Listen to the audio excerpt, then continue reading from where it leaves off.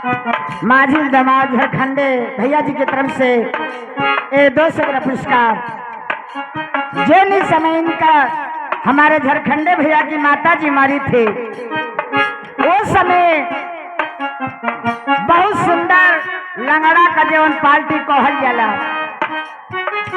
वहाँ का पार्टी आयल है, 6 गो लेडीज रहली, 7वां में हम रहली। 6 नाच भैली, कहली हमहू के एगो टाइम देवो लोग, कह दे एगो गीत तो हमहू गाला। खाली एगो इहे निर्गुण हम गौली, 16,500 रुपया झारखंडे भैया की माता जी के एक गीत पर खुश करके 5 गो भाई हैं जा, 5 गो पतो लड़की नाती नतकुर से घर भरल बा, केहू IAS केहू PCS केहू दरोगा है। आज बॉबे साहब की कृपा से आज झारखंडे भैया की तरफ से हमारे गीत पर 200 पुरस्कार।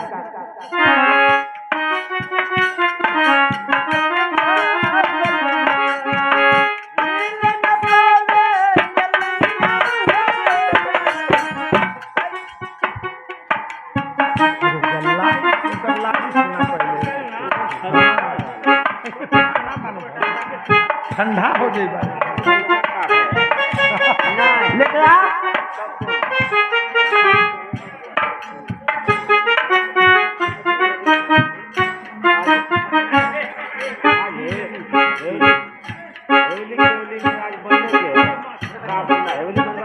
हाय देखी सर जी पर हम पूजनी पिताजी के नाते हैं, तीनों जना की तरफ से कान पुरस्कार हमारे निर्गुण पर खुश होकर दिए हैं।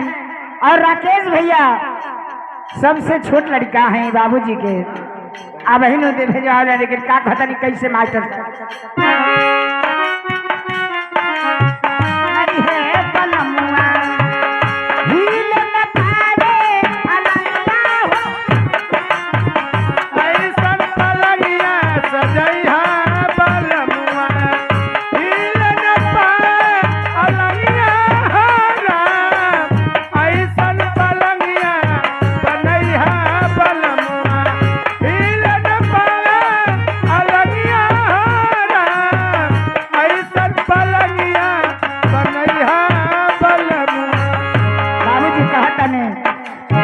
में लाश के सजा के राकेश भैया चदरिया ओढ़ावत तनी, वही के बाबूजी कहतनी हो पहले तरे सन के चोली पहिरावला नकिया में सोने के, हो पहले तरे सन के साड़ी पहिनावला नकिया में सोने की न दुनिया।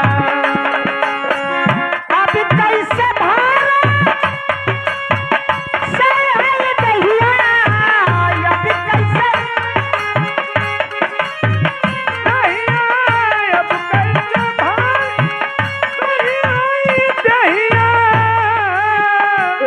भैया जग बोलले से जग पूरा ना होई, जब ले हैजा ना पूरा करबा। सही है भैया हो, जग बोलले से जग पूरा होई ना भैया, हम का जब ले ना पूरा कर जाई। राकेश भैया यही से कहता नहीं अब कैसे भार भैया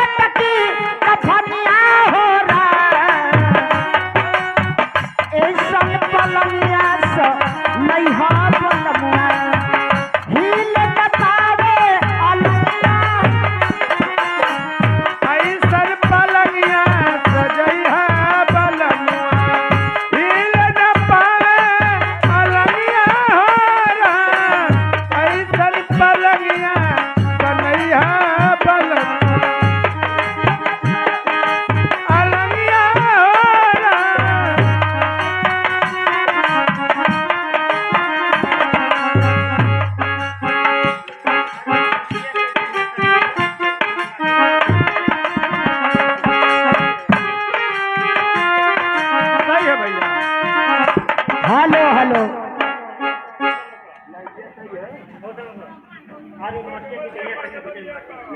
अरे भैया एगो घर ही पागल रहे तो लोग हितई में से आ गए। बा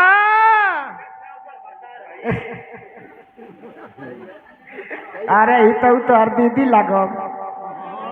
देख ला चिल्ला अपने मुंह का कहूं नहीं जाए दे।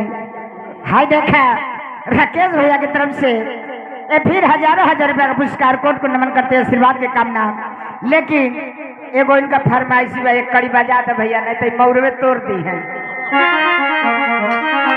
भैया हो आज